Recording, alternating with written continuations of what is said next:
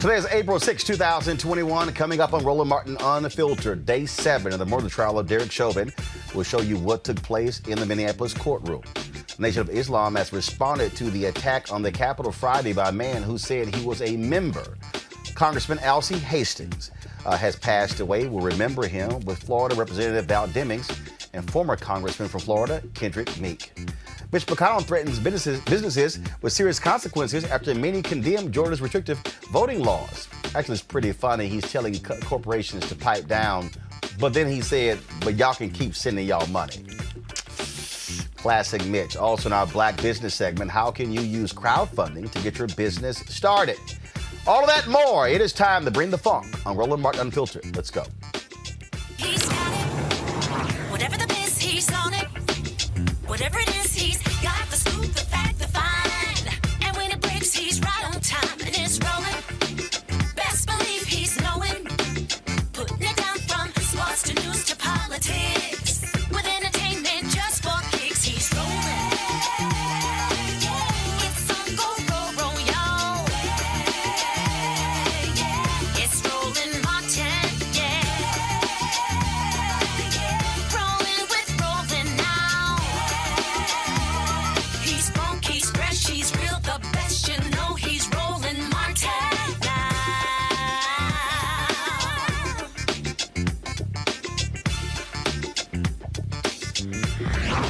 Martin! It's day 7 of the trial of ex-Minneapolis police officer Derek Chauvin. Another member of the Minneapolis Police Department testified today that Chauvin's knee on George Floyd's neck was an unauthorized tactic. A Minneapolis training officer clarifies the MPD's crisis intervention approach. In hearing this morning without the jury present, the attorney for Floyd's friend, Maurice Hall, who was with Floyd the day he died, does not want her client to testify. Here's what took place in today's trial. If we totally avoid the word drugs and just have Mr. Hall say, I was the passenger in the car, which is already clear. There's video and evidence, just for your knowledge, that Mr. Hall is in the passenger seat and is removed by the police. Beyond that, if that were established that he was the passenger when the police came up to the car, what was Mr. Floyd's condition immediately that he observed immediately before that?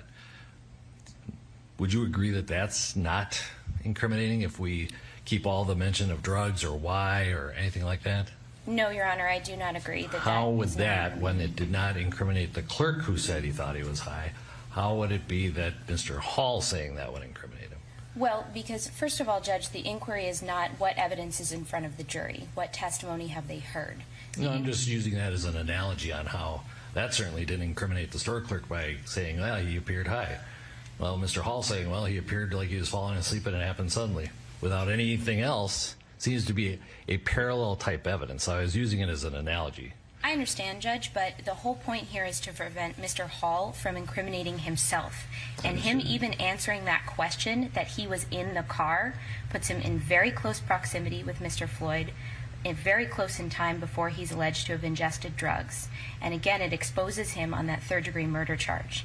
If there were to be a future third-degree murder charge, and Mr. Hall was charged with basically being involved in this drug activity that had caused Mr. Floyd to pass away due to an overdose, him even being in that car incriminates him in terms of behaviors of Mr. Floyd, what he observed when he observed it. So, no, Your Honor, I would argue that it definitely would expose him to potential incrimination.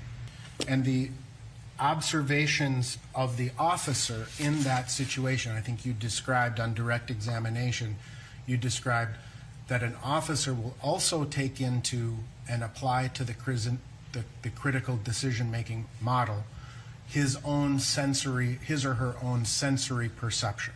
Yes, sir. So the touch of feeling a suspect be tense, right? Yes, sir.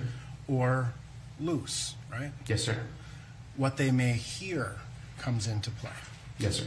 So if they hear people threatening them or potentially threatening violence, that goes into that critical decision-making model as well, right? Yes, sir. And oftentimes the scene of an arrested individual is very tense, right? Yes, sir. Now, defense counsel asked you if the officer should just focus on one small thing. And I would like you to make some sort of comment on differentiating between a small thing and a big thing. Because you would agree that something that is a big thing would probably be more important than a small thing, right? It depends on what the big thing is and what the small thing is. Well, for example, if we're looking at assessing somebody's medical condition, right, for the purpose of rendering emergency aid, would that be a big thing or a small thing? That would be a big thing. If then that is contrasted with, say, a 17-year-old filming you with a camera, would that be a big thing, the filming, or a small thing? The film will be a small thing. If there was something like passive resistance, right, neither the conscious neck restraint nor the unconscious neck restraint would be authorized. Is that right? Would not be authorized? Would not be authorized. That is correct.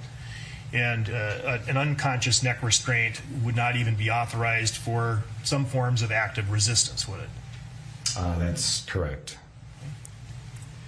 And if the subject is offering no resistance, obviously, then no neck restraint would be authorized. That's correct. Or any restraint. Would it?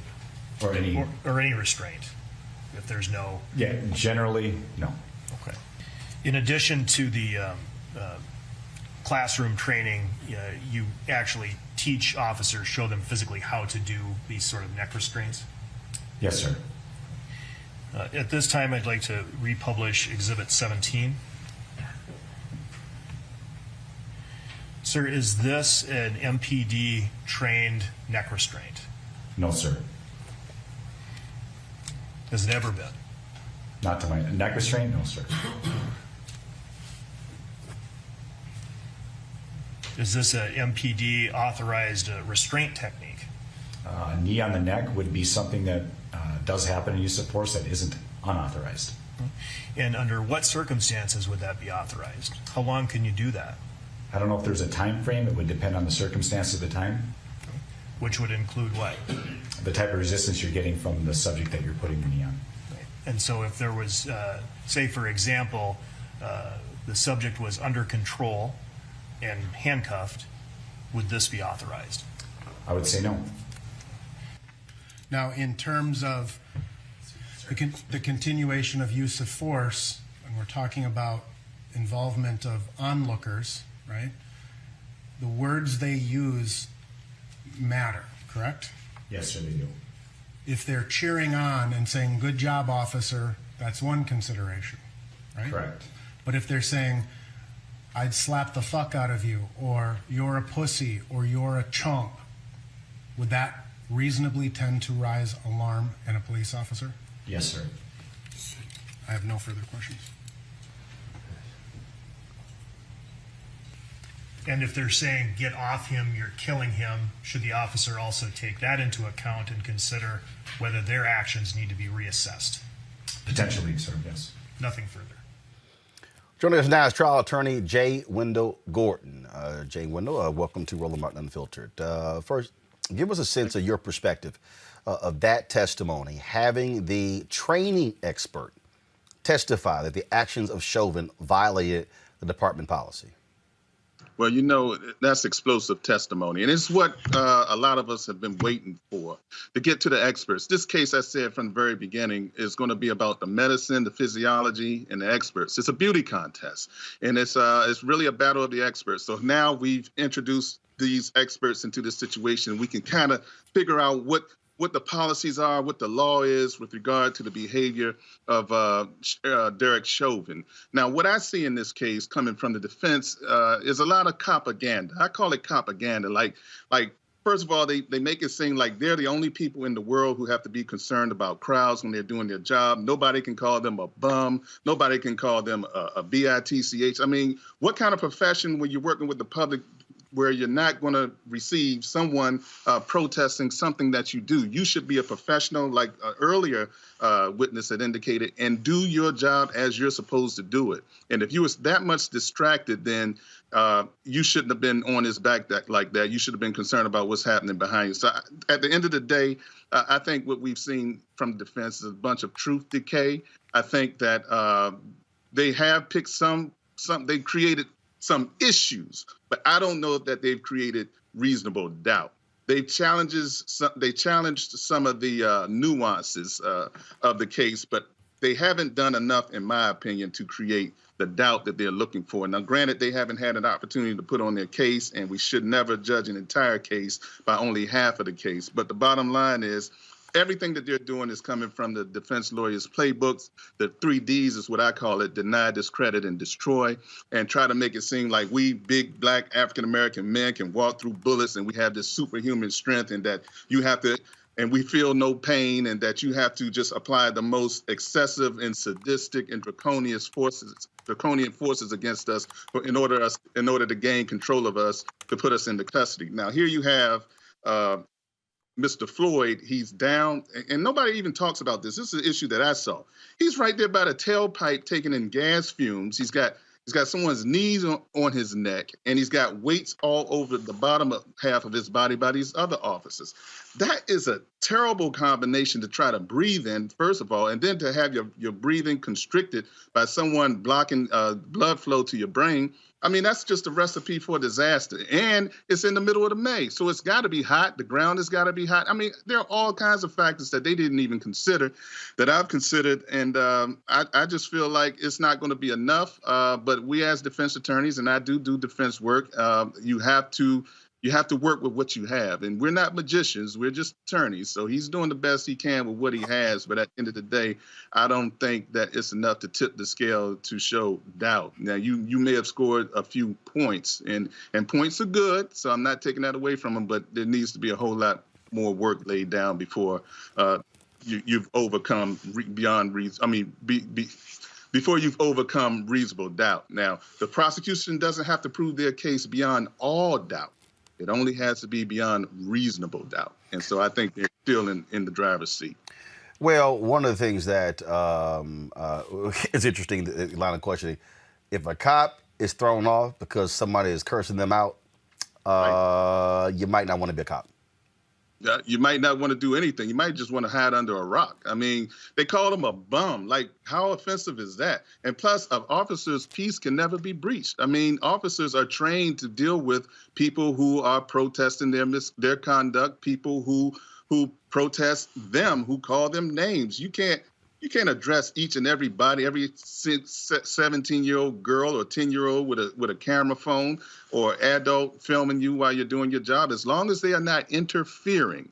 And as much as they wanted to, they absolutely exercised great restraint, the type of restraint that Derek Chauvin should have exercised when he got getting off of Mr. Floyd's neck. And because he didn't, he's sitting in trial facing these very heavy charges. And me personally, I hope he gets convicted.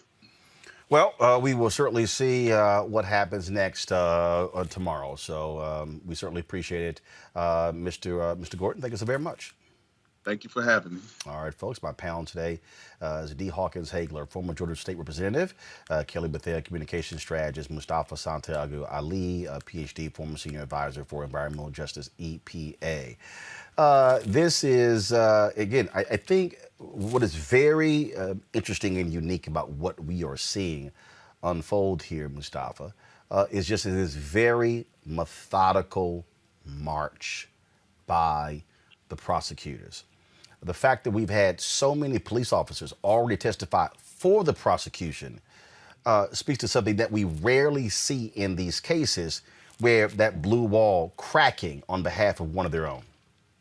Yeah, they're just methodically making these steps toward justice, or at least we hope that it's justice. I've testified in a number of cases over the years, and to see the way that they've laid this out, it's extremely professional, extremely well thought out.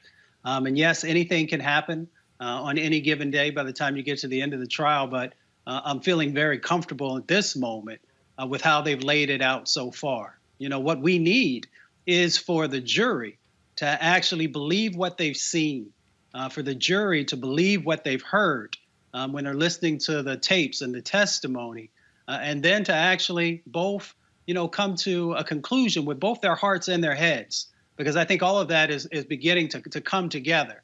Now, it'll be interesting to see when the other side presents its case.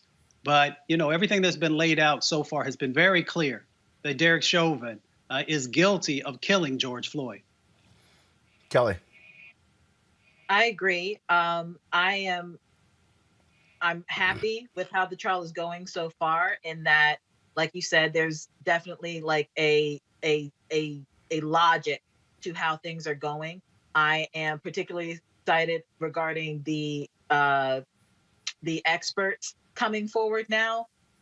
Frankly, just in full transparency, it's easier for me to watch the experts without the videotape, because it is still very traumatic for me, and has been, to continuously watch the last moments of George Floyd's life on tape and on the news and the like. So to see the experts speak, they don't necessarily need the tape to describe exactly what happened, because they're experts, they're not eyewitnesses. So I'm excited to see how they are going to, more or less scientifically and based off of their subject matter, explain to the jury exactly why Chauvin is responsible for this man's death.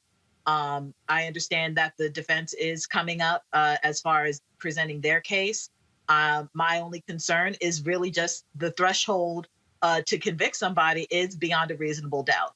This is not a situation in which the defense has to prove that Chauvin didn't do it outright.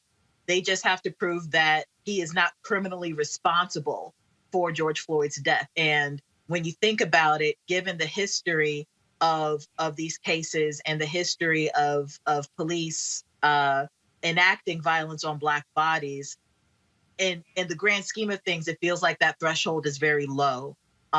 So I hope that the jury is actually really just paying attention and not just listening to the evidence, but also using their common sense, because the video shows exactly what happened. And no matter what the defense tries to do in putting the chink of armor, making the reasonable doubt, so to speak, hopefully they can overlook their excuses and actually convict this man. D.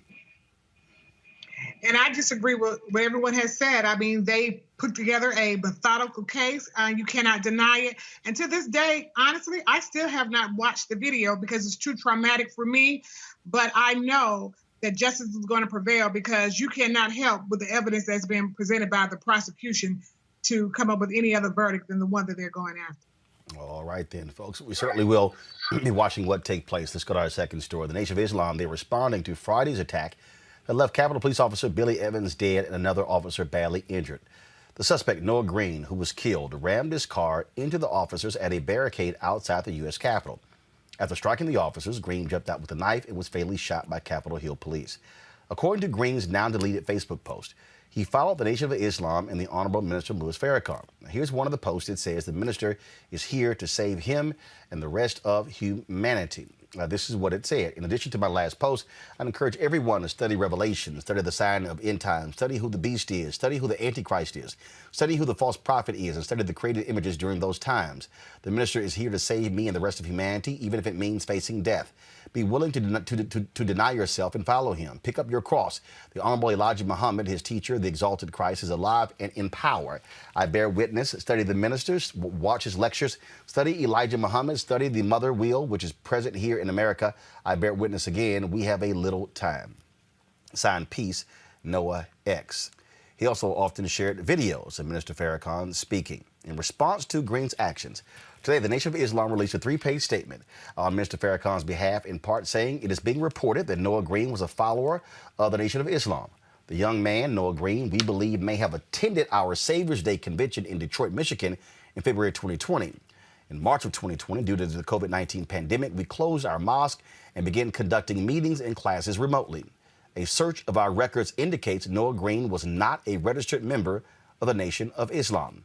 It appears that in late summer, August, September 2020, he started the process to begin his study to become a member, but he did not complete the process. He did make a donation to the Savior's Day gift every year The followers and supporters make a charitable donation to the Nation of Islam's Savior's Day charity. Every donor who made a donation of $1,000 or more is issued a certificate of completion. This certificate does not establish if the donor is a member in good standing in the Nation of Islam. Mr. Noah Green's alleged use of an automobile as a weapon and the alleged possession of a knife as reported violates our teachings. We absolutely disavow this act that resulted in the senseless loss of life. It is shocking for us to learn that someone who was attempting to be a part of our ranks may have been involved in something as tragic as this. But we respectfully say to the members of the media and to the American people, Timothy McVeigh confessed that he was a Christian, but nobody blames the church for his misconduct. No one would blame Jesus or their pastor for unlawful and immoral behavior that is contrary to the teachings of Jesus. You have criminals, people that do horrific things, but we never know their religion. It's not important because religion does not teach criminal behavior. Criminal behavior is an aberration. Criminal behavior is a violation. Criminal behavior is absolute rebellion toward what God teaches through the mouth of his prophets. As I said, that Capitol Hill police officer, who was killed, he is going to lie in state at the U.S. Capitol, just like the officer, of course, who was killed on January 6th during that particular uprising. And so we certainly, any future comments made by Mr. Farrakhan on this subject, we certainly will share those with our audience. To our panel, to the point there, Kelly, that minister is making, is the religion of white domestic terrorists brought up? So, I mean, when this came out, folks were, again, immediately, oh, remember the Nation of Islam? And then you have to say, okay, but what does that have to actually do with the actions? Your thoughts?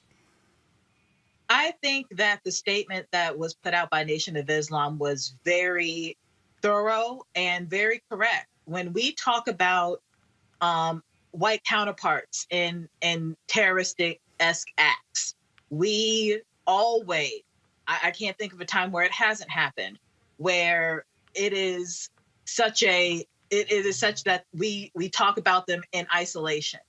We say, oh, he was a lone wolf. He had mental issues. He came from a bad home. They will find everything about the alleged terrorist to isolate them away from the base that he claims to be a part of. It should be no different with this man and the Nation of Islam.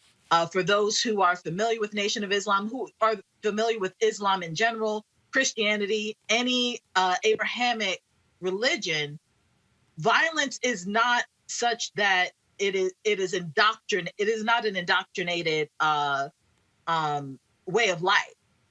If anything, with Islam, my understanding is that they promote peace above everything.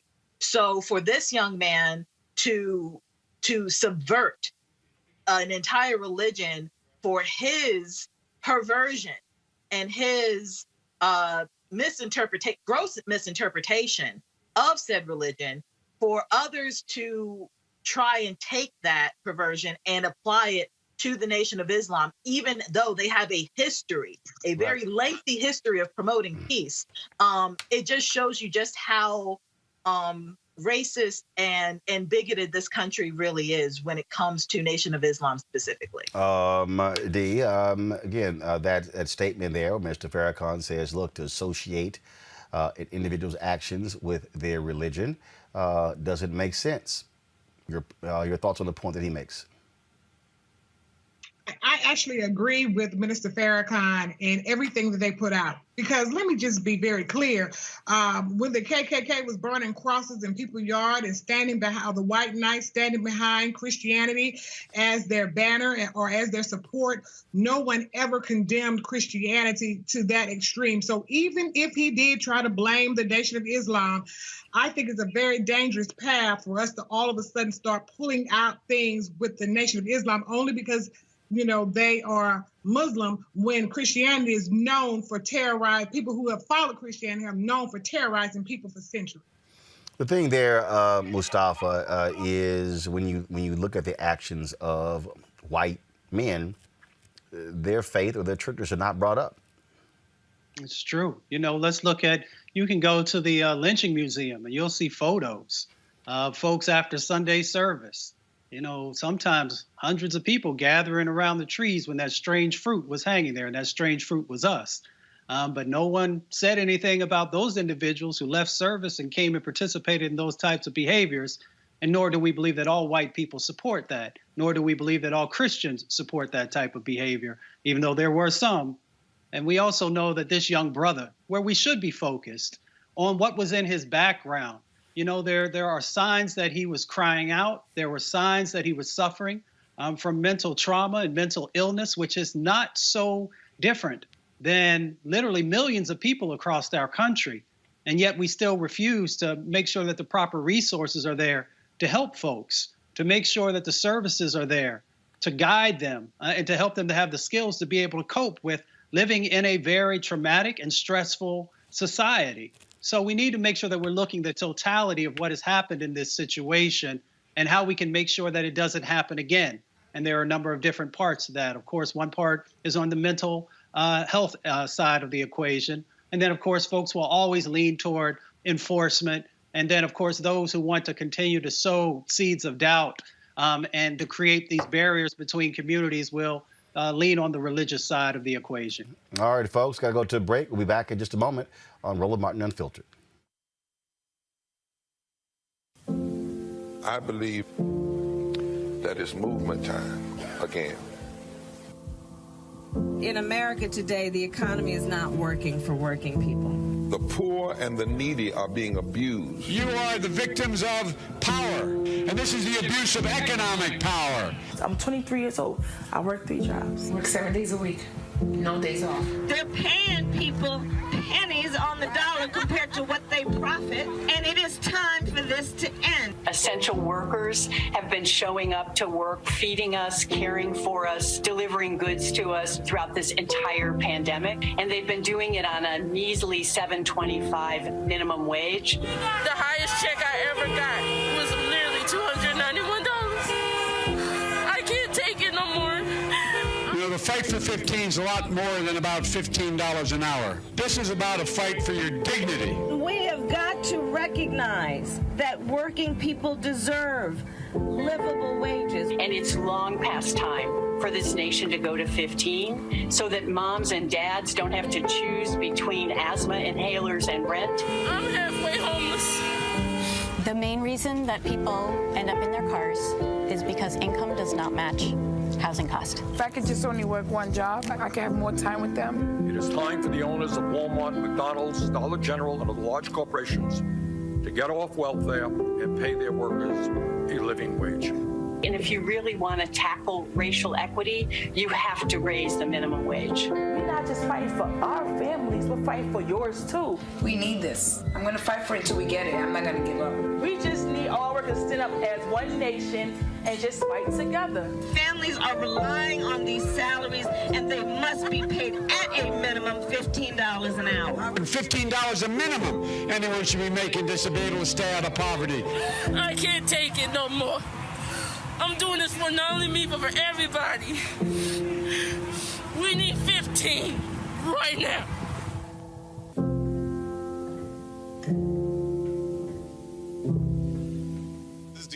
What's up, y'all? I'm Will Packer. I'm Chrisette Michelle. Hi, I'm Chaley Rose, and you're watching Roland Martin Unfiltered. So West Virginia Senator Joe Manchin says he and 7 to 8 other senators, Democratic senators, oppose President Joe Biden raising the corporate tax rate. Okay, this is what interesting. Manchin says that they disagree with it because it's going to keep America from being competitive. No. See, here's what's very interesting when you listen to Joe Manchin and others talk about this, because they act as if we're the crazy ones and we don't quite understand how they're not paying their fair share. This whole notion that corporations in this country should not be paying fair share of taxes, it's crazy. how many of you follow former Labor Secretary Robert Reich? If you follow him, then you will understand the kind of information that he tweets out that gives us an indication of how these companies are literally earning billions upon billions upon billions of dollars, and they ain't paying much. What's crazy about this is, and I'm going to pull this. So here's one of the tweets that he actually sent out right here. He says, Nike paid an effective 3-year tax rate of negative 18% on $4.1 billion in profits. And you're telling me our tax code isn't rigged? Negative 18% over a 3-year period. This is another interesting tweet right here. If you paid just $1 in federal taxes in 2020, you paid more than FedEx, Michaels, Nike, Salesforce, and 51 other massive corporations. Seems fair, right? The reason I'm raising this, folks, is because in many ways, what Republicans, largely, and the Chamber of Commerce and big business, what they've actually convinced a lot of American people, especially a lot of white people, that holding corporations accountable is going to kill jobs. It's going to destroy America. We're not going to be the great economy that we always have been. So who's footing the bill to pay for things in America? It's not the same corporations. They are essentially getting free rides. Here they are, coming to the American people, coming to cities and counties and states, asking for massive tax breaks to build plants and to bring jobs to an area. Actually, I think what has happened, if I could find a comparison to what is going on, I really think it is equivalent to NFL fans who get mad, angry, and upset when a player holds out, and they get mad saying, why you're hurting us. Now, they don't get mad at the billionaire who owns the team. They don't get mad at the billionaire when the NFL just signed TV rights that total $100 billion. They don't, it's amazing. The fan gets mad at the athlete, not the billionaire owner. So, Mustafa, why is it that people have this attitude that somehow, no, we'll happily pay taxes, but the multi-billion-dollar corporations, no, leave them alone because you're going to be messing with jobs and you're going to mess up the economy if they got to pay taxes. And the profit is $1 and $2 and $3 and $5 billion.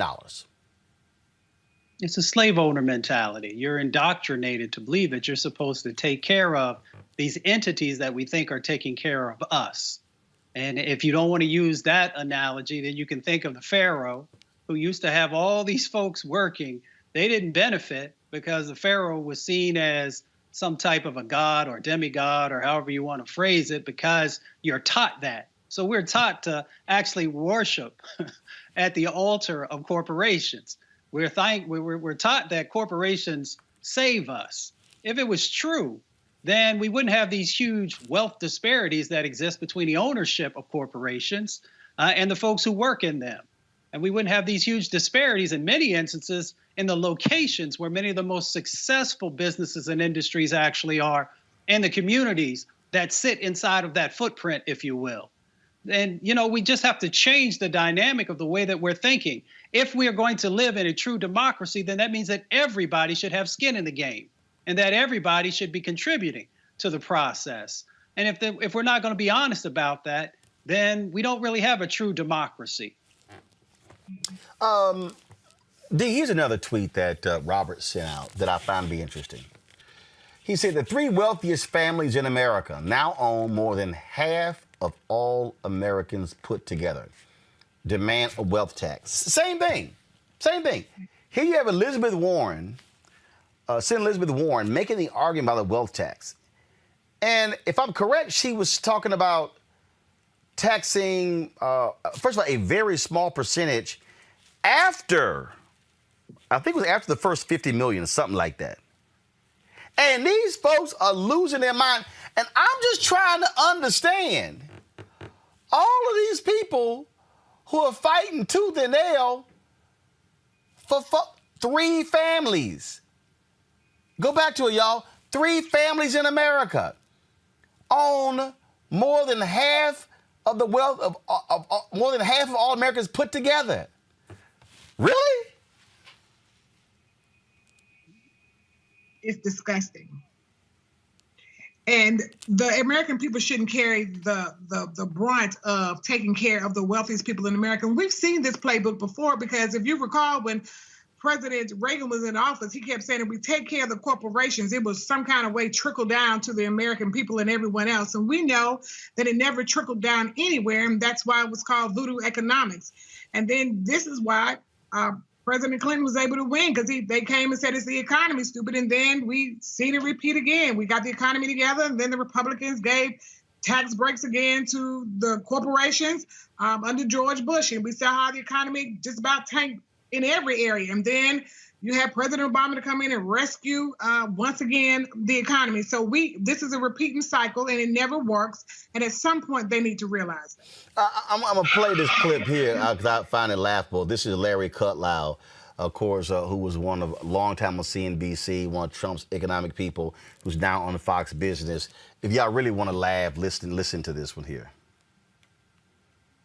George Bush, and we saw how the economy just about. 1 second, let me go ahead. Hold on 1 second. I want to get this because I'm really laughing, y'all, at this clip here, and it is peak Republican Party talking points when they say this one. Give me 1 second. Here we go. I think I got it queued up right. Here we go. All right, listen to this, y'all. Our video's acting up. Let me do a refresh. And I'm really laughing because I love this one here. Let's see. Particularly worried about corporate taxes which benefit the middle class and the blue collars.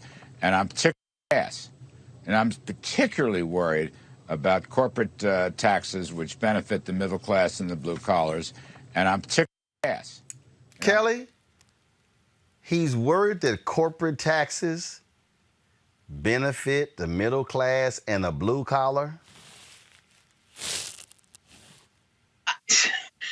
I understand why you. In what world? His, clearly, but not ours. It is always baffling to me how, how people think that trickle-down economics is a thing, let alone that it works. It's not a thing, and it doesn't work. And corporate taxes will not impoverish the corporation. But if we continue with this tax system that we're under now, the taxes that we pay as regular people, if we keep paying taxes, they will impoverish us. So the fact of the matter is, these corporations won't be losing money.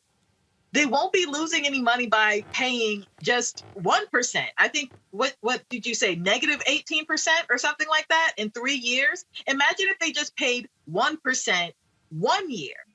We would have, our infrastructure would be restored, welfare would be, completely funded. All of these public programs would have the money necessary to survive. We wouldn't be basically crabs in a barrel when it comes to our needs as a country, from a fiscal perspective, just because of 1% of one corporation's tax bill. So if you can imagine if every corporation who makes, above a threshold amount, actually paid the taxes that match the amount that we pay, this country would be leaps and bounds ahead of our competitors.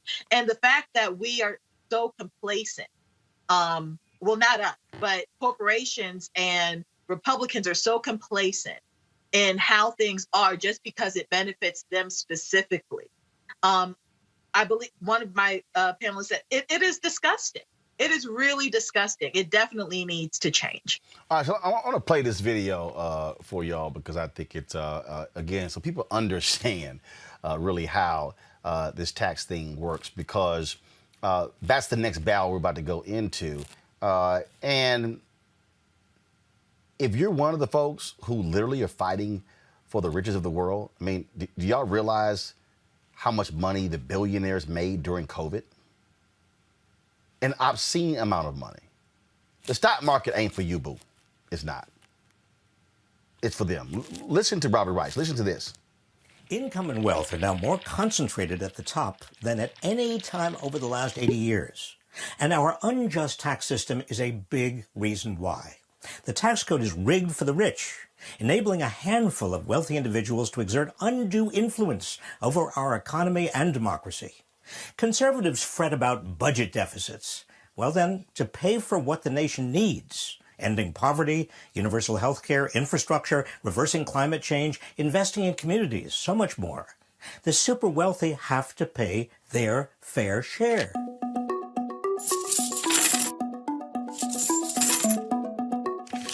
First, repeal the Trump tax cuts. It's no secret Trump's giant tax cut was a giant giveaway to the rich. 65% of its benefits go to the richest fifth, 83% to the richest 1% over a decade. In 2018, for the first time on record, the 400 richest Americans paid a lower effective tax rate than the bottom half. Repealing the Trump tax cuts benefits to the wealthy and big corporations will raise an estimated $500 billion over a decade. Second, raise the tax rate on those at the top. In the 1950s, the highest tax rate on the richest Americans was over 90%. Even after tax deductions and credits, they still paid over 40%. But since then, tax rates have dropped dramatically. Today, after Trump's tax cuts, the richest Americans pay less than 26%, including deductions and credits. And this rate applies only to dollars earned in excess of $523,601. Raising the marginal tax rate by just 1% on the richest Americans would bring in an estimated $123 billion over 10 years. Third, a wealth tax on the super wealthy.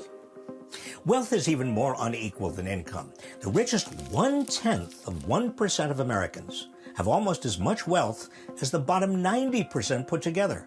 Just during the pandemic, America's billionaires added $1.3 trillion to their collective wealth.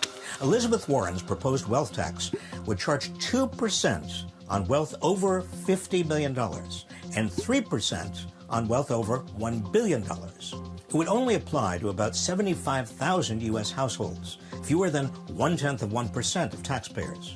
Under it, for example, Jeff Bezos would owe $5.7 billion out of his $185 billion fortune. That's less than half what he made in one day last year. The wealth tax would raise $2.75 trillion over a decade, enough to pay for universal child care and free public college, with plenty left over. Fourth, a transactions tax on trades of stock. The richest 1% owns 50% of the stock market. A tiny 0.1% tax on financial transactions, just $1 per $1,000 traded, would raise $777 billion over a decade. That's enough to provide housing vouchers to all homeless people in America more than 12 times over. Fifth, end the stepped-up cost basis loophole. The heirs of the super rich pay zero capital gains taxes on huge increases in the value of what they inherit because of a loophole called the stepped-up basis. At the time of death, the value of assets is stepped up to their current market value. So a stock that was originally valued at, say, $1 when purchased, but that's worth $1,000 when heirs receive it, escapes $999 of capital gains taxes. This loophole enables huge and growing concentrations of wealth to be passed from generation to generation without ever being taxed. Limiting this loophole would raise $105 billion over a decade. 6. Close other loopholes for the super rich. For example, one way the managers of real estate, venture capital, private equity, and hedge funds reduce their taxes is the carried interest loophole, which allows them to treat their income as capital gains rather than ordinary wage income.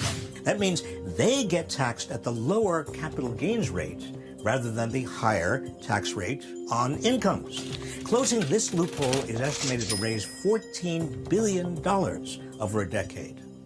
7. Increase IRS funding.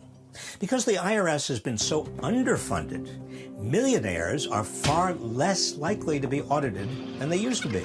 As a result, the IRS fails to collect a huge amount of taxes from the wealthy. Collecting all unpaid federal income taxes from the richest 1% would generate at least $1.75 trillion over the decade.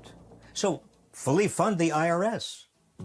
Together, these 7 ways of taxing the rich would generate more than $6 trillion over 10 years, enough to tackle the great needs of the nation. As inequality has exploded, our unjust tax system has allowed the richest Americans to cheat their way out of paying their fair share. It's not radical to rein in this irresponsibility. It's radical to let it continue.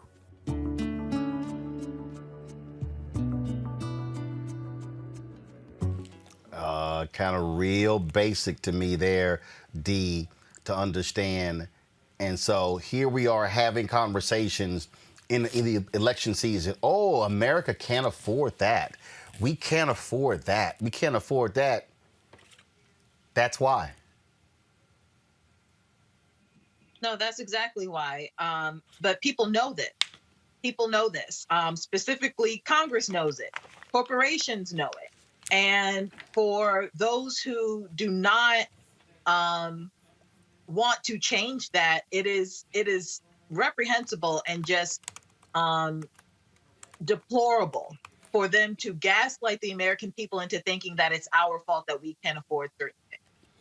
It is deplorable to basically blame the poor on being poor, but not the rich for being rich. It is just very ass backward to me, this system. And it's obvious. Again, the trickle-down effect doesn't work. Corporations just giving people money in lieu of paying into the tax system never work. Things need to change. And again, them paying their fair share in taxes will not break the bank for them in the least. The stats that the video showed, if Bezos just paid taxes to the equivalent of what he makes in a day, our entire economy would be changed for the better. And that's just one corporation, one person's taxes from one corporation. Well, in fact, let me show this here. Go to my laptop, please. Bezos did say this here, that he supports a hike on the corporate tax rate. Now, did not say if he supports the plan put forth by Joe Biden, but that he does support an increase hike in the corporate tax rate. Maybe he's saying it because he knows that you have enough Democrats who are not going to vote for it. So therefore, that will stop it right in its tracks. No, I mean, again, he's saying that he wants more taxes does not necessarily mean how much. Like if he's just talking about $1 more, obviously that's not going to work. We need significant change, not just talking about Bezos and his, willingness to pay taxes, but the top 3 families that you spoke about earlier. They need to pay their fair share. Walmart needs to pay their fair share. Amazon, even Target, like places that we shop regularly, places that contribute to our everyday lives on a regular basis. in ways that we see and we don't see. Well, and that's the thing. That's the thing that there, Mustafa. Bottom line is this here. Look, when you look at who's making the money, we look at this wealth disparity going on, and we're talking about how do we pay for things in this country.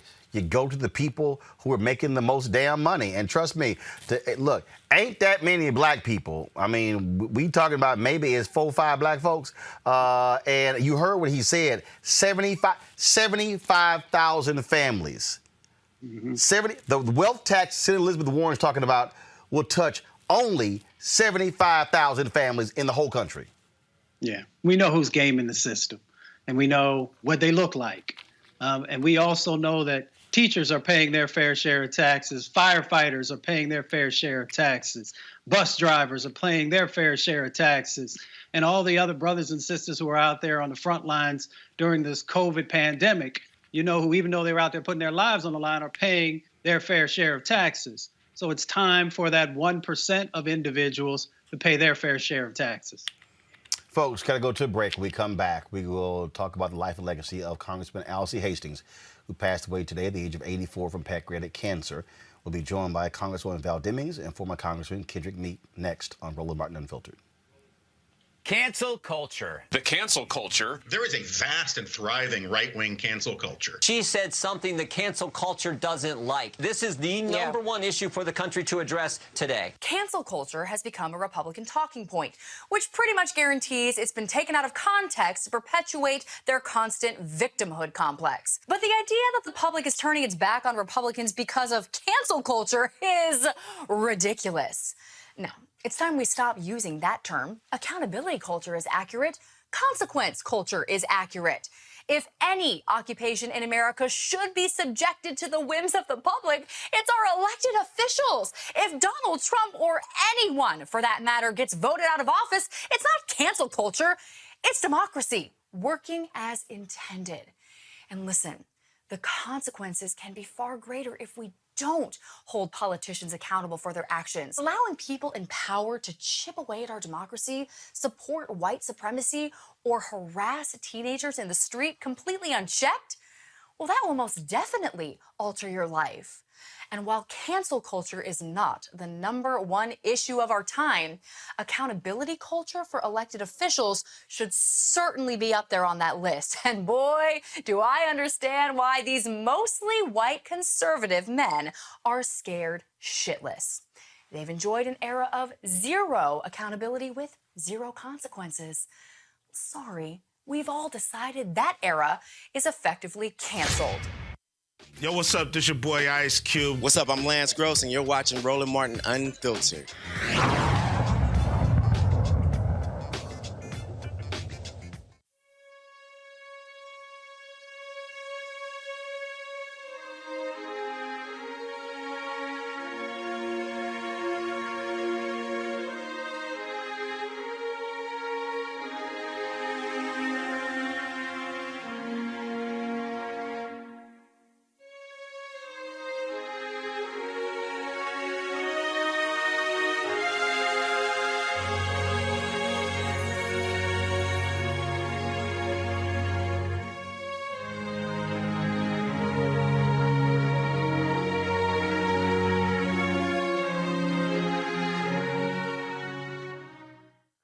For nearly 3 decades, he was Florida's longest-serving member in Congress. Congressman Alcee Hastings died today from pancreatic cancer at the age of 84. He announced he had the disease in 2019. Hastings held several key committee assignments and leadership positions throughout his career, most recently as vice chairman of the Rules Committee.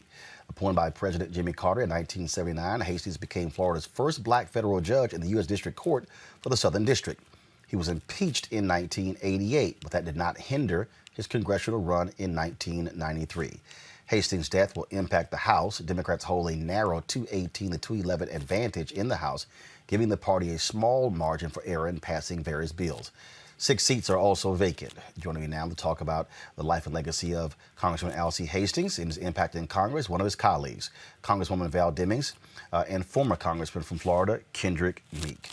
Glad to have both of you on the show. First and foremost, Congresswoman Demings, you're there in Congress. What was it like to actually serve with Congressman Alcee Hastings? He was quite the character.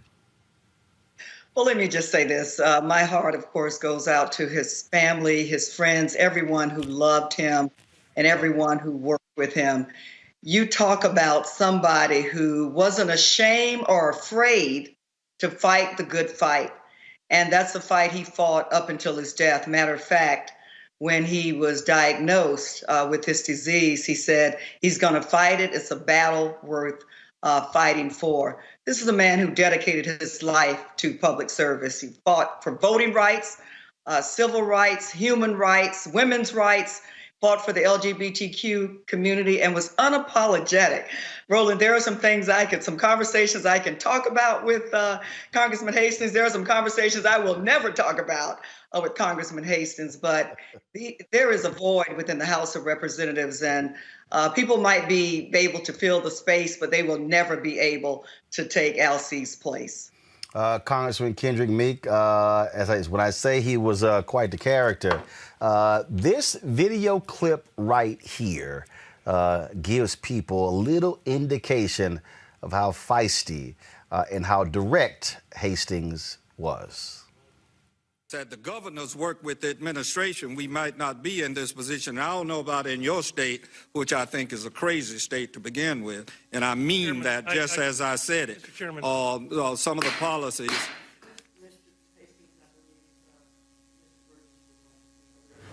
Mr. Burgess doesn't have the time, Madam Chair. But I have the time. Mr. Hastings interrupted Mr. Burgess. Excuse me, Madam Chair. I didn't interrupt him. I reclaimed my time, and I think that is the procedure here in this body. But, Madam Chairman, the gentleman made a very defamatory statement about my state, and I will not stand here and listen to it. Well, fine. Then you don't have to listen.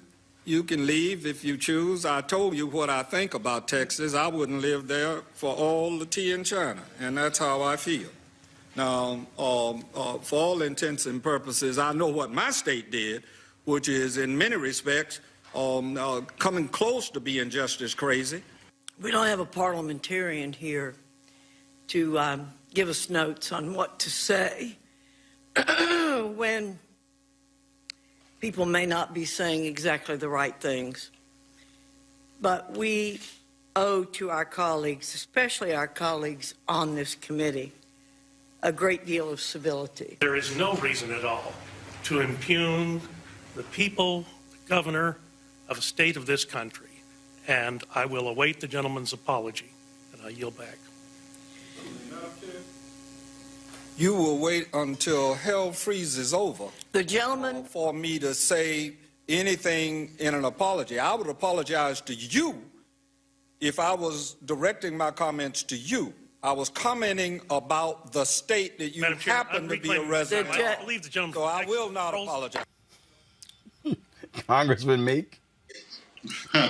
That's vintage Alcee Hastings, and he didn't mind leading at all.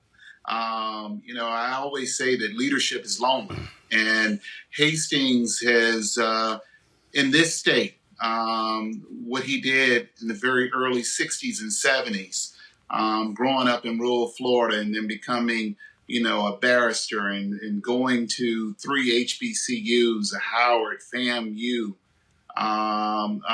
and Fisk University, being someone that represented those who needed the representation, even when he wasn't an elected member of Congress. He was outspoken. As you know, he made history along with Corinne Brown and my mother, Carrie Meek, and then being the first 3 to go back to Congress since Reconstruction. So his death hits with a heavy mallet. But I can tell you this, I spoke with his wife this morning, and, he fought a good battle. And those of us, I know the Congresswoman and others, will not let his memory fade as it relates to his tenacity and his forward lean. In 2000, he stood with the disenfranchised voters here in Florida when the votes were stolen and walked off the floor during the electoral college vote. So he's a great man, and he fought a good fight, and I'm so happy to have had the opportunity to serve with him and call him a friend. President Joe Biden released a statement with regards to the passing of Congressman Alcee Hastings. Folks, if we could pull it up, please. He said, "I had the privilege of getting to know Alcee Hastings during the years when he served in the House of Representatives, and I served in the United States Senate and later as vice president. I greatly admired him for his singular sense of humor and for always speaking the truth bluntly and without reservation. A trailblazing lawyer who grew up in the Jim Crow South, Alcee was outspoken because he was passionate about helping our nation live up to its full promise for all Americans. It was a passion he forged as a pioneering civil rights lawyer in the 1960s, fighting tirelessly to desegregate hotels, restaurants, and public spaces in South Florida. A trailblazing spirit to advocate for what is right that guided him throughout his life. Across his long career of public service, Alcee always stood up to fight for equality and always showed up for the working people he represented. And even in his final battle with cancer, he simply never gave up. Jill and I are saddened to learn of his passing. May God bless Alcee Hastings and his family." President Bill Clinton, I'm going to read this email here. President Bill Clinton, "Hillary and I mourn the passing of our friend Alcee Hastings from his days as a young civil rights lawyer, desegregating schools in Broward County to his nearly 30 years in Congress and his long service on the Helsinki Commission. Alcee was a champion of justice, equality, and human dignity in South Florida, across America, and around the world. He was a skilled and savvy legislator who knew how to get things done for his constituents, whether he was in the majority or in the minority party, creating new economic opportunities, increasing access to quality, affordable health care, strengthening the social safety net, and protecting the environment. His fine mind, deep knowledge, and strong leadership will be missed, but his legacy will live on in all the people whose lives are better because of his service. We will be forever grateful for his friendship, and our thoughts and prayers are with Patricia, his children, everyone who loved him." Congresswoman Val Demings, what's interesting is that you spoke of, speaking of President Biden, it was Biden who picked Hastings to be a part of his team that chose federal judges, those first 11 federal judges that were announced.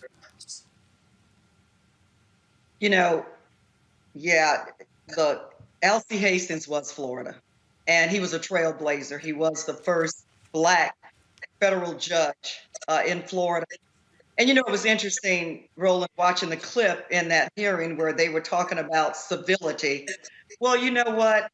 Alcee Hastings thought it wasn't very civil when you voted against children having the nutrition they need, or a good education, or families having fair housing, or being able to keep a roof over their heads. That's what he stood up for. Until the day he died. Just weeks ago, he was still fighting for the People Act, because people mattered. And, he was the dean of our caucus in Florida. He was the vice chair of the Florida delegation. When Alcee Hastings was in the room, people knew it and people listened. And I learned so much from him in the short period of time that I have served in the U.S. House of Representatives. We will never forget the life and legacy of Representative Alcee Hastings. Congressman Meek, but he also had no problem speaking his mind when it came to Black folks. Every year, the CBC Foundation had their annual legislative caucus. Hastings would go home. He said, "It was wasting my damn time being here." He didn't care for the Phoenix Awards. He didn't care about any panels and receptions. Literally every year, I think it was one year I ran into him at a CBCF dinner, but normally he said, "Hell, I'm going home." Roland, I just want to thank you for recognizing his life and his memory today on your show. And, you and I, we can go all the way back to the old convention center and back in Washington with the CBCF. And when I became chair, I begged, I said, "Judge, please just come to one. I'm your neighbor congressman. You got to come." He said, "Well, doggone it, I'll come. I'm not staying for the whole doggone day." Well, I'll just put it this way. I'm not staying for the blank whole dinner. So he would give his table to his constituents and just move on, because he said, "This is a weekend I can spend home." And he was a very serious person. And at those times we had a Haitian refugee crisis taking place. He was a strong voice with the Justice Department. He was a strong voice working with Janet Reno and those back in the day of fighting for Haitian rights.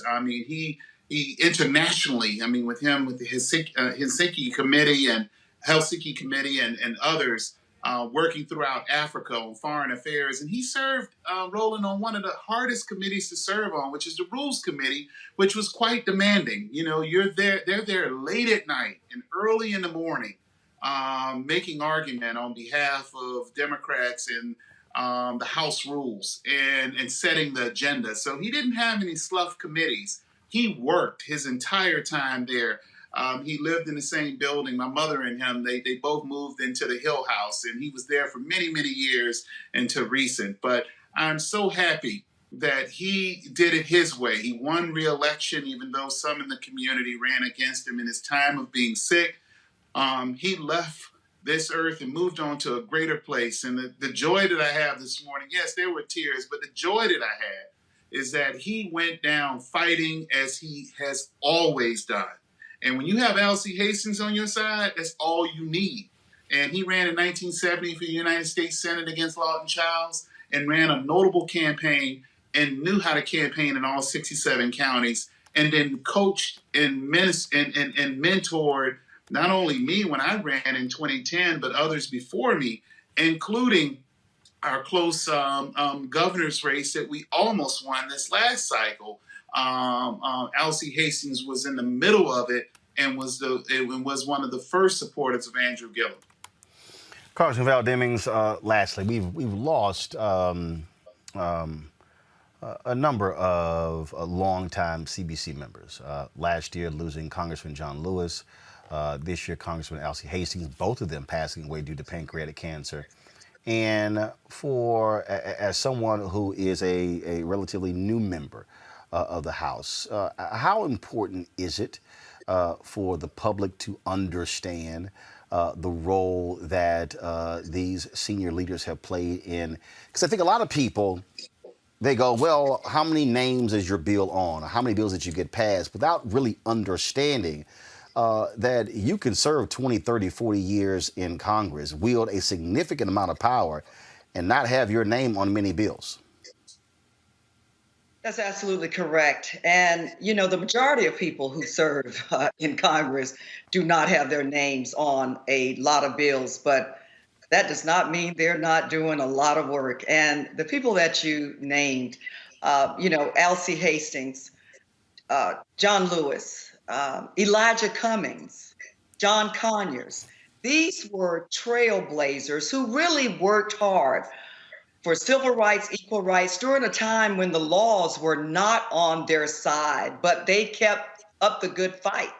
And so while they're gone and we miss them dearly, it's going to be tough to get to a place where we feel better about what has happened today. They have left us a roadmap. It is our time. It is our turn.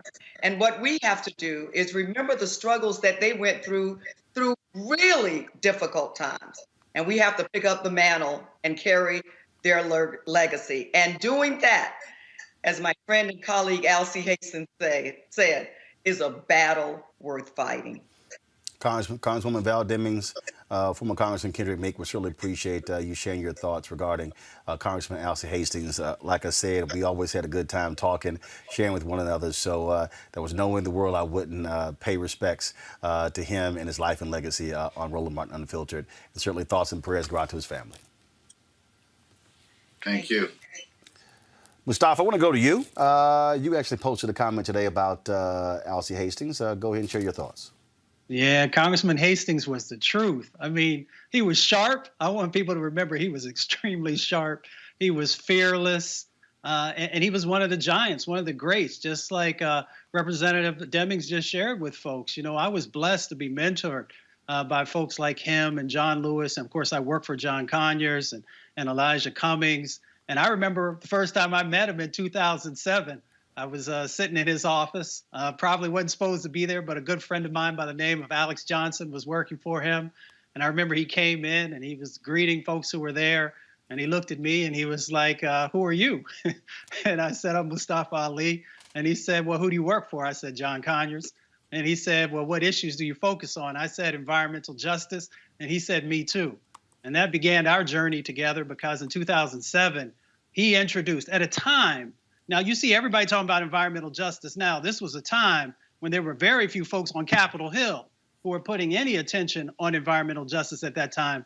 And he introduced the Environmental Justice Access and Implementation Act at that time, spent all kinds of time talking to folks. And he used to always say, make them put their money where their mouth is. So he was saying that these federal agencies and departments needed to actually have offices of environmental justice inside of them and not just, going along with what the executive order was, but actually putting some teeth into it at that time.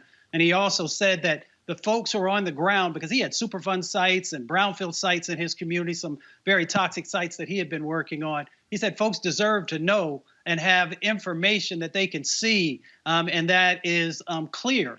And that was a part of that bill and a number of other things. And now you fast forward, and it's so important for people to understand, as was said earlier, that so many of these great leaders did the work before it became vogue, before people, started to embrace the issues. And he was one of those individuals. So now when you see President Biden, doing all these incredible things around environmental justice and climate issues, you got to go back and give credit to folks like Congressman Hastings and folks like Congressman Lewis, who both of them introduced some of the landmark pieces of legislation that didn't get passed, but began to build that framework. So I will always be grateful to him. And as I've always said, his legacy will live on, not just on Capitol Hill, but in all the work that is happening on the front lines across our country.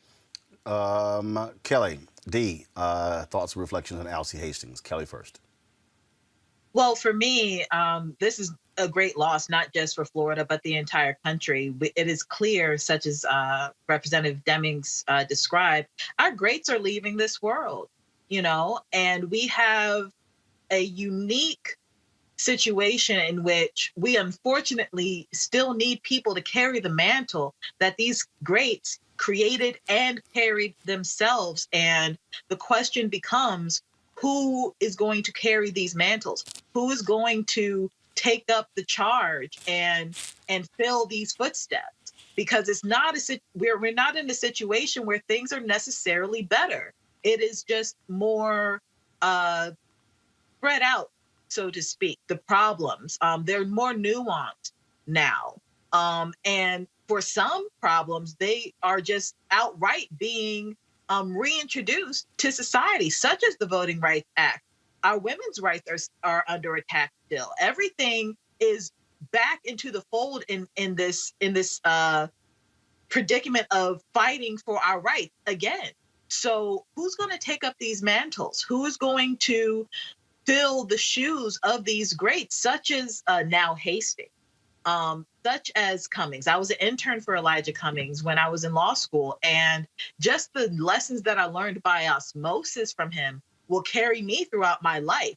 For those of us who were under the tutelage of these greats, we have a cross to bear, so to speak. I know we're just on the tail end of Easter, but we are now in Pentecost season, so it still applies.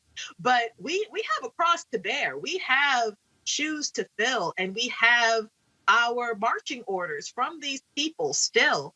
And for those who are in Congress, who are in a position to fill these shoes more immediately, please do so now.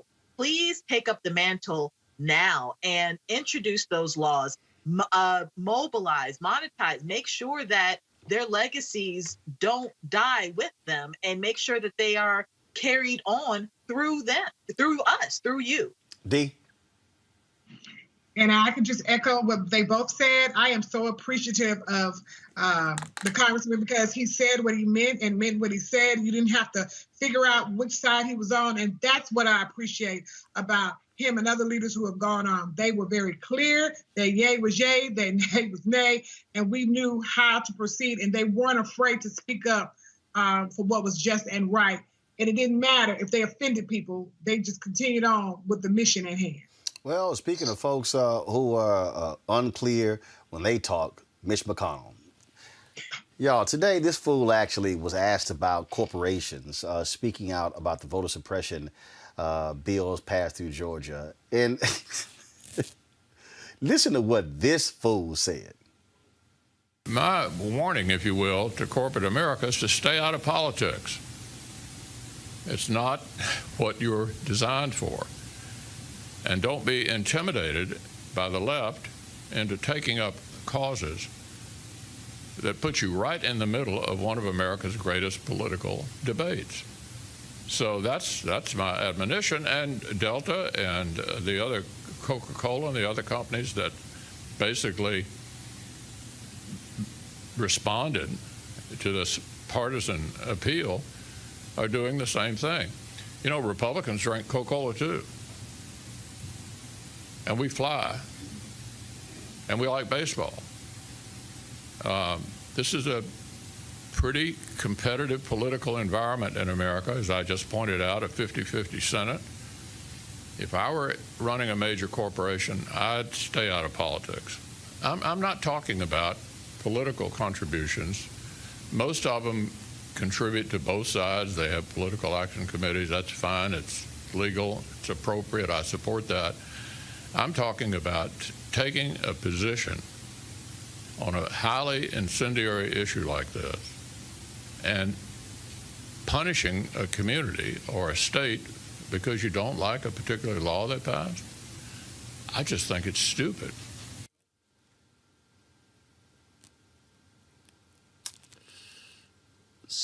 So, D, he's saying, I'll take your money, but shut up.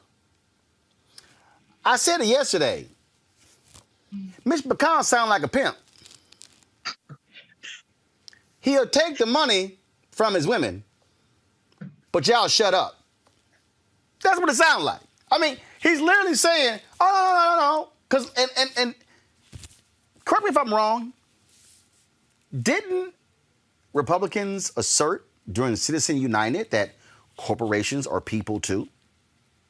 They most certainly did. So now, again, we take y'all money, your dark money included, but shut the hell up when you disagree with us. Exactly. And so the roosters are, chickens are coming home to roost. And it's so funny. Stay out of it. Stay out of what? I mean, this is the reason why you want to give them tax breaks. But when they speak up, you get upset. And then to say you punish, who was punished? You mean the Republicans who passed unjust, unethical, and ridiculous voting laws in Georgia? Is that who's being punished? Well, you know what? It is what it is. And I just hope that the corporations have the courage and the testicular will to continue doing what they're doing so that it doesn't trickle down to other states. So McConnell needs to go have several seats. That's what he needs to do. The thing here that I find just absolutely hilarious, Mustafa, is y'all get out of politics. Don't be weighing in. I'm sorry, but if I give money, I got the right to open my damn mouth. And if y'all do something that's going to have harm to my company because of how constituents respond, I'm probably going to say something. Yeah, I'm so glad you said the pimp thing because I was going to say it's very pimpish, so I didn't have to say that. So I'm glad, so I don't get in trouble today. But, it's really interesting. I mean, he treats folks like side pieces, if I can say it that way, where, be seen, but don't be heard and don't get in the way type of thing. And it was interesting when, he started talking about, we drink Coca-Cola and we fly and we like baseball. I was wondering, well, do you like democracy and do you like voting rights? Because everything you've been doing and supporting has been going in that opposite direction. So all I can say is, Kentucky, you get what you get when you vote the way you vote. One of the brokest damn states in the country, Kelly, keeps electing somebody who don't give a damn about how broke they are. I mean, just to piggyback off of Mustafa for a second, I would venture to say that a side piece has more rights and say over their person than what Mitch McConnell ventures to think a corporation has. Like we have all just said, not too long ago, we were just told that corporations are people too. So as far as I'm concerned, we need to let the people speak. And that is exactly what's happening here. Voting rights affect corporations as well, in that, people work in those corporations. And if those people in those corporations decide not to live in Georgia anymore, what good is the corporation going to be if they have no employees in Georgia? What good is the corporation going to be if another voting law, such as the one in Georgia, comes down in Kentucky, in Tennessee, in Florida, and those people strike or what have you? That was the undercurrent theory behind Citizens United. You know, you have people in the corporations, and therefore corporations are people. Clearly, that's not the case. But if Mitch McConnell wants to use that logic, then that's what we're going to use now. Again, the Republicans are hypocritical as a whole. If it does not work in their favor, they will do Bikram yoga to stretch and bend over backwards to make something work for them.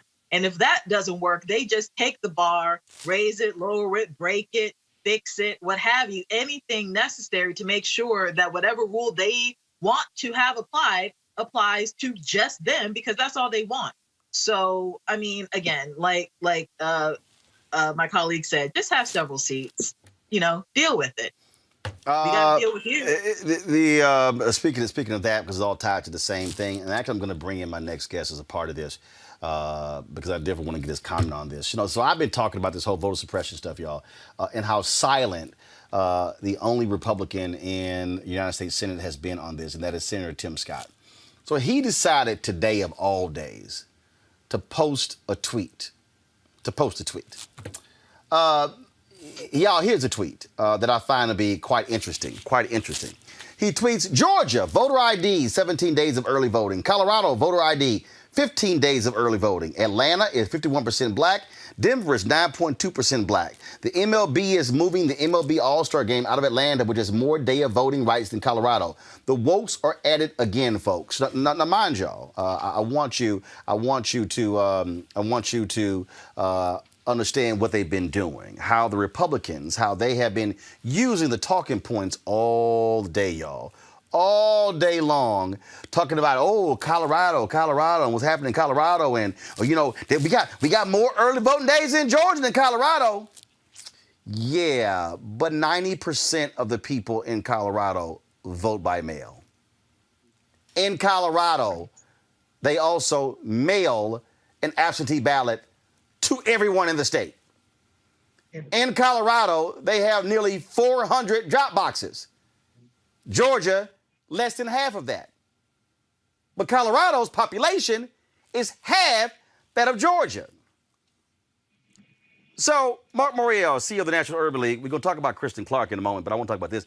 The reason I'm laughing is because if all of a sudden, I'm talking about on Fox News, I got conservatives hitting me left and right, talking about Colorado. I'm like, boo, if y'all want to compare to Colorado, let's pass the same laws they got in Colorado. Colorado don't need all the early voting days because they have a successful vote by mail and have one of the highest voting participation rates in America.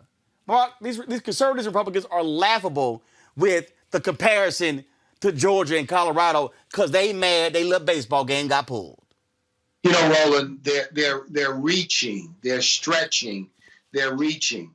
This entire voter suppression effort is sour grapes. It's all a reaction because when people turn out in large numbers, when people turn out to vote in a passionate way, as they did in 2020, right-wing conservatism does not win. And this is what is so crucial is that I'm a little disappointed in Tim Scott. You know, come on, man. You're going to take, if you will, these things out of complete context and talk about early voting. And, you know, Roland, you made the point, as you always do. Look at the totality of the voting system in Colorado. It is designed for access. It is a mail ballot goes to every home. Every person has the right to vote by mail. Now, shouldn't that be the rule? Shouldn't that be the system in every single state? But no, now you've got this pandemic of voter suppression sweeping the country because some believe the only way they can win an election is by changing the rules, by altering the rules. it would be as though you lose a basketball game and you say, you know what, and the other team was dunking on me. Let's raise the basket to 12 feet high. Let's get rid of the shot clock so we can stall the ball and they can't run anymore. They want to change the rules, and they want to change the rules in a way that harkens back to the Jim Crow era, not the Jim Crow era of the 60s, but the Jim Crow era of the late 1800s. And here's what I find to be just beyond laughable, Mark, here. So this, again, how the talking point goes out real quick. This is somebody else black, Harrison Faulkner, on Fox News. I mean, again, listen to how ridiculous they are by trying to compare to Colorado. But Joe, from what you're saying, Atlanta, all of Georgia can be hurt by these decisions. And I want to point out, who did their homework on Denver? Who did their homework on Colorado? Compare the voter laws. Is there ID required in Colorado like Georgia? Yes. To vote in person. Sometimes you have to bring a picture ID if it's your first time.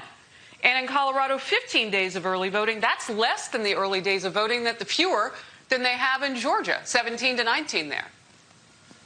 Yeah, Harris, I don't think many of these companies really, truly studied the bill or saw the fact checks that were done on them. And I think, honestly, they're just responding to this woke mob on Twitter that kind of really doesn't exist. They sound loud and they scream about boycotts. But in the end, if you stand your ground in these situations and say, look, we're not going to get involved here politically. In Atlanta, for instance, with Major League Baseball, we're going to honor the great Hank Aaron. Sometimes we can't tell the future.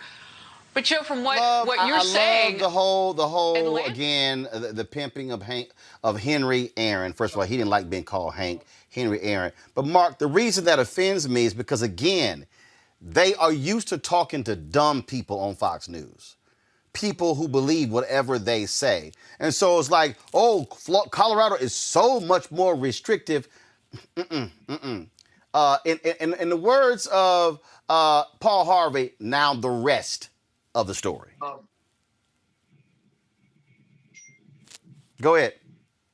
Hey, look, Roland, I'm glad you're focusing on this because what we see on Fox News is what we always see on Fox News: distortions, half-truths, feigned outrage, parading as truth.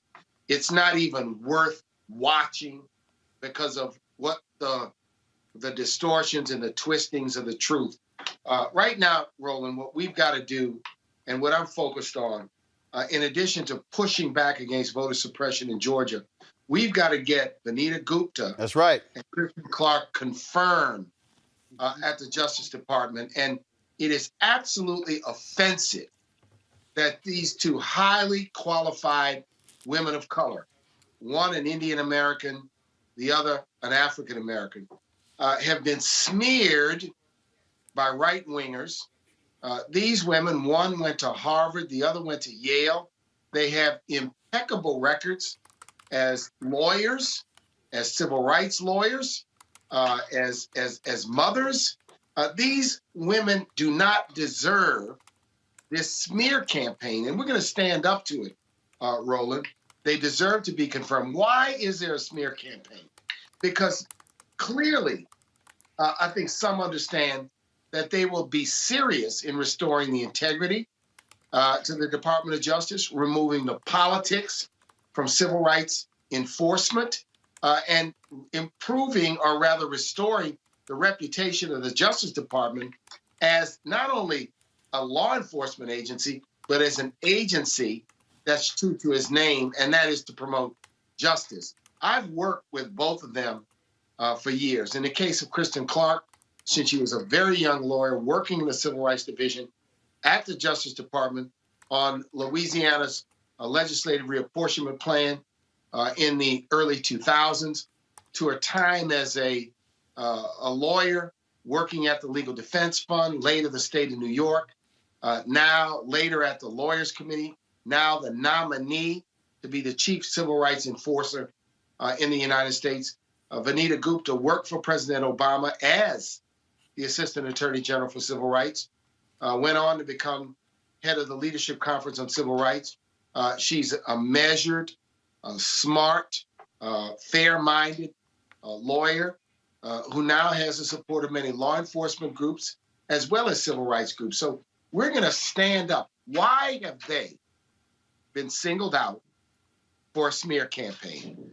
Hundreds of thousands of dollars spent on television advertising to try to smear their reputation in an effort to derail their confirmation. We're not going to let it happen, Roland. It is truly laughable to watch what these folks are doing because they somehow think that we're stupid. The reality is these Republicans, they are scared to death of Vanita Gupta. They're scared to death of Kristen Clarke. Why? Because they're excellent at what they do. They know what they are doing. They do not want a strong Department of Justice that stands up for civil rights. They want the continuation of pure craziness we've seen in the last 4 years. And that's why Vanita is further along. She's already gotten marked up. Kristen is going to have her hearing next Wednesday. And you're going to see vicious attacks on Kristen Clarke next week, Mark. Final comment. And look, I'm confident she'll be ready, that she'll be prepared, that she'll be prepared to answer forthrightly and stand up to any unfair questioning. I saw some of the questioning in Vanita Gupta's case. And, you know, Roland, something is wrong when members of the United States Senate engage in hazing behavior. So I'd like us all to serve as watchdogs when Kristen's hearing takes place and call out those who act in an unfair, abusive, disrespectful fashion in a congressional hearing. Look, you can have sharp disagreements. You can have differences of opinion. But the idea that you're going to haze, that you're going to turn the entire thing into some sort of almost a high school, if you will, exercise really is offensive to me. And it's beneath the dignity of the United States Senate and the offices to which these two women have been nominated. And I encourage people to understand the seriousness of the moment where two civil rights leaders have been nominated to serve in the Justice Department. This is an important step, and we want to make sure they're confirmed, and they should be confirmed. Well, and in Kristen's case, if she is confirmed, she will be the first woman ever confirmed by the United States Senate to head the Civil Rights Division. Vanita previously headed it, but she was the interim. But there's never been a woman confirmed by the United States Senate for this job. You're correct, Roland, and she's so deserving of confirmation. She's a close friend and a professional colleague. We work very closely together. Let me say this. Vanita and Kristen are measured. They're fair-minded. They have integrity. They paid their dues. And community, we're going to stand up for them. Mark Morial, CEO of National Urban League. We appreciate it. Thanks a lot. Hey, Roland, always. Thank you. D, you're there in Georgia. I'm really laughing at these Republicans who are tripping and trying to bring up Colorado. I'm sitting there going, hey, if y'all want to mirror the voting laws in Colorado, baby, we're more than happy to do it. You know what? They are so ridiculous, and they're beginning to believe the lies that they tell. A few years ago, when I was actually in the General Assembly, I actually sponsored legislation that was similar to Colorado's for us to be able to mail people absentee ballots and to have almost full participation and mail-in ballots as well. And they rejected it because they want to reject anything that will to be inclusive of the masses. All they want to do is change the rules now because, as someone said earlier, they're sore losers. They're absolutely ridiculous. And this is why I'm all out for the boycott. I mean, if it was up to me, I wouldn't buy anything in Georgia right about now, other than the necessities that I have to have. And so Mitch McConnell, he's ridiculous. Brian Kemp is ridiculous. And all of the people who fool with him are ridiculous. And so they've lied so much. They're nothing but lying liars who tell lies every day to outrage and get their base all worked up. This is crazy. You should see how they're acting. They're about to lose their mind because MLB pulled out of Georgia. Right. I mean, and the reason I'm laughing, because Kelly, what you're seeing is you're seeing how the right-wing Republican talking points get sent out. So like today, all of them, Colorado. Everyone's about Colorado because and they're latching on. Colorado requires a voter ID, and they got 15 days. Georgia got 17 days. But y'all want to ignore everything else in the bill except those two things. Now, sorry, we know how to read. See, there's a reason they ain't want black folks to learn how to read. During slavery, see, now we know how to read. Well, not only do we know how to read, it is also, again, the hypocrisy of the Republican Party is just so great, because the reason that Republicans even gained this much traction in the House and were able to preserve their standing in the Senate is because of the voting laws that were in place before this really repeal of voting laws in Georgia. So the only person who really lost in the 2020 election of importance was Donald Trump. Everybody, as a rule, in summary of the election of 2020, Republicans actually did a fantastic job in terms of preserving seats, gaining seats, and the like. And it was due in part to the voting laws that were already on the books, and also expanding some of them that were already on the books because of COVID, being mail-in and absentee voting and the expansion of such policies. So for them to shrink it, expecting the same results or better than 2020 is asinine, because that doesn't make any sense. So what they're comparing in terms of Colorado, frankly, they low-key had it. They just needed to expand it a little bit if that's what they really wanted to do. So again, the like you said, the talking points don't make any sense. Republicans don't make any sense at this point. But what is clear is that they are scared.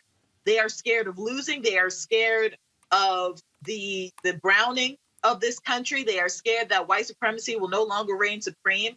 And Ted Cruz himself said, if the For the People Act voting laws actually went through in the Senate, he said, quote, the GOP won't win elections for generations. That is the key here. It's not just Georgia. Yeah, they're upset about Georgia, but they're upset about the snowball effect of what'll happen if Georgia didn't pass this law in the first place. So again, with the hypocrisy, again, with them just simply not making sense. But again, if they want to go and do what Colorado's doing, by all means, do it and let Democrats win like we're supposed to be, because we're actually listening to the people at this point. Mustafa, again, I want people to understand how these things work, how they move and how they flow and how they start trying to drum stuff up. And I'm sitting there going, hey, if y'all look at, like all of a sudden they're also saying, well, look at New York. New York has this and this. Yo, we're dealing with y'all. But again, if they would like to compare to Colorado, I am more than happy to say, Georgia legislators, please, by all means, copy the Colorado voting law. Please. We would greatly appreciate you doing that. No, I agree with you. It's like watching a shell game with somebody who doesn't know what they're doing on the street. And they got the shells and they're going like this. And they pick it up and they say, pick which one. And then you pick it and they're like, wait, hold on for a second. And they keep going again. And that's the way the Republican Party is acting. There's no depth in what they're trying to sell to the American public.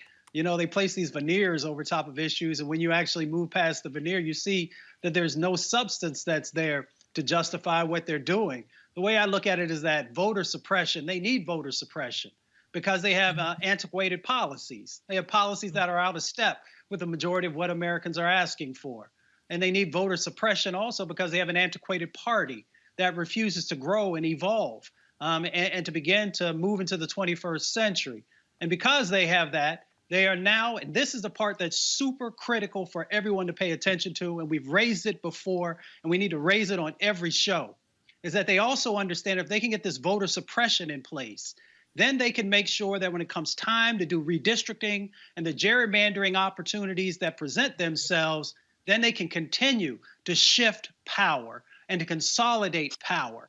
And we need to be very aware of that is the game that's going on. So for all of the foolishness, for all of this craziness that people talk and these crazy sets of examples that they put out there, you've got to understand that there is a plan that's in place to remove power from the masses and to consolidate it into a much smaller set of individuals who will then actually for decades determine what America looks like.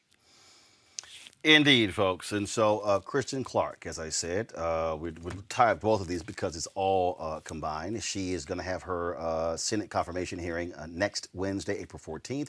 We'll be live streaming it live right here on Roland Martin Unfiltered. And every single day this week, we will be focusing on a segment, actually every day this week and next Monday and Tuesday, people explaining why it's important for us to certainly stand with Kristen Clarke. Hopefully we can get Sherilyn Ifill, the NAACP Legal Defense Fund, on the show to discuss this. So that's what we'll do. Go on to a break. We come back. We're going to talk our Black business segment. Crowdfunding, how that could drive your business. That's next on Roland Martin Unfiltered.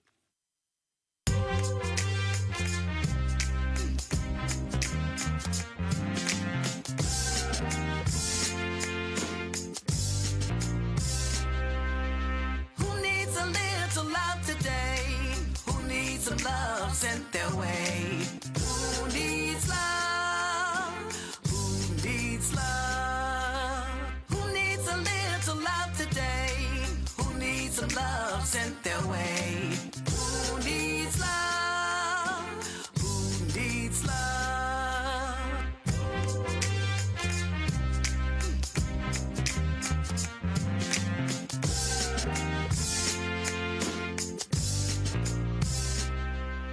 Hi, I'm Kim Burrell. Hi, I'm Carl Payne. Hey, everybody, this is Sherry Shepherd. You're watching Roland Martin Unfiltered.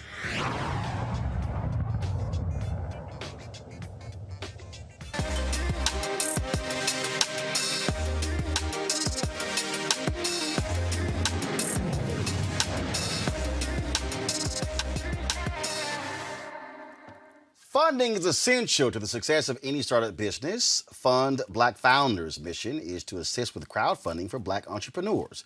Joining us now is Renee King. She is the founder of Fund Black Founders. Renee, how you doing? Great. How are you? Doing great. So, why did you start this? Where did it come from? Where you like, you know what, we got to do this thing? Well, this actually started when I was my first startup, which was focused on helping elderly using technology. And I was at a conference where a Black investor actually shamed a group of Black entrepreneurs for not being able to raise a friends and family round. And that was really troubling to me because when you think about what a friends and family round is, as for, let's say someone who started Facebook, Mark Zuckerberg probably got a check of like $25,000 from an aunt, $50,000 from an uncle to go ahead and start Facebook. That's not a Black entrepreneur's experience, right? Because when you know the average liquid savings for a Black family is less than $2,000, we're not getting a check from, our aunt for $25,000 to start our businesses, right? So what's happening is Black entrepreneurs, we're scrunching together our day job salaries, all of our personal credit and savings to get maybe around $30,000 versus white entrepreneurs are starting businesses with over $106,000. So there's a significant gap. So we jumped in and decided to start fundblackfounders.com. We are a rewards crowdfunding platform that allows everyday people to help Black founders grow their businesses from start to profitability. And that's why we started, because we also see that it's not just about buying Black, but we also have to fund Black when you think about the significant gap that's going on with businesses. And you're absolutely right when you talk about that friends and family round. It simply isn't there. And you have these great ideas, but the bottom line is folks can't reach out. So when it comes to, what exactly do y'all do to help somebody? So let's say somebody's watching right now, they get an idea. The rules have also changed now with crowdfunding. It used to be you could only do up to 1.1 million. I think now it's raised down to 5 million that you can raise via crowdfunding. So what does Fund Black Founders do for the entrepreneur? So what we do for the entrepreneur is we help the entrepreneur from start to finish of putting together and building their crowd that they need to run a successful crowdfunding campaign, helping them to put together their campaign assets, their campaign marketing, coaching them through the process, and helping them launch their campaign and fulfill it. So for founders like Chantel Calloway is one of the founders who's currently on our platform. She is actually the founder of a game called Rhymantics, which is the first Black-owned party game to make it to the shelves of 2 big box retailers, Walmart and Target. For her, she came to us. We helped her start to build and nurture the crowd, help her put together a campaign, help her launch it. And now she's currently at around 21,000. She's raising money this way using our platform because it's one thing for her to be on those shelves, but now she needs to like compete with the Hasbros and these bigger companies, right? She has to compete by like building out her marketing budget that she needs so that she can market and tell people to go there to buy the game, getting her operational budget that she needs. So what happens now is that her campaign is live on our platform. And we've helped her put it together. And folks who are listening to this, folks who come to our platform with as little as contributing around $20, $25, you can help an entrepreneur like Chantel keep her game on these shelves so you can see more Black-owned products and businesses in these stores. So that's what we do. We do a little bit more than that too. So outside of the crowdfunding, we are also really a true friends and family feel. So we support our founders with other things that they need, whether it's connections to investors, connections to accelerators, things of that sort. We really like coach them and support them, and we're a nice ear for them to like whatever they're going through outside, they can come in and feel completely comfortable. It feels like you're home. This is like where you belong, and you can completely take the barriers off, take the, your normal mask off, and just say what's going on, and we coach our founders through it. How many companies have you helped? So we've actually helped, we've had over 3,000 people who have come together to fund over 20 businesses. We started in January 2020, so we're still in our infancy. There's still a lot of work that needs to be done. And when you say help, are they on your platform, or you help them raise money on other crowdfunding platforms? So we've done both, but those 20 are on our platform. And the 3,000 people who have come together to be this new like friends and family round for Black entrepreneurs, they have funded them with over $334,000 for just these 20 ones who are on our platform.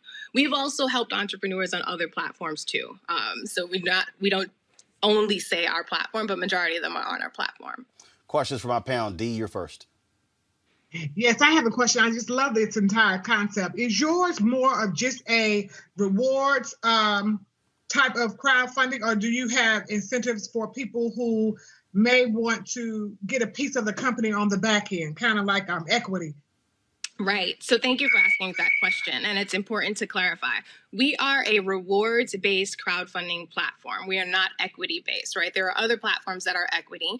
And the difference is that for rewards, when you contribute to any of our campaigns, you are going to get a pre-order of a service or the entrepreneur's product, whatever it is, or maybe merch. You're going to get some type of thing like that. But on our campaigns, there is a contact button for all of our founders. So if you are interested in possibly investing in that entrepreneur, you can click that contact button and start engaging with that entrepreneur to see if you're interested in that. We encourage you to follow our entrepreneurs. Most of them will end up on the pathway of like they use rewards to get started, right? Because equity crowdfunding, there's a significant, a lot of work that you have to do to get prepared for that too. And you need to be a little bit further along in business. So we encourage you to follow along with our entrepreneurs because it'll probably be their next step, and you'll probably hear from us around that. Kelly. So I heard you talk about how that you will connect some of these companies with people who can help them. Is that something that is part of your business model? Meaning, yes. Do you have like a program that will basically like a mentorship program or like a tutelage sect of your website and your program as a whole?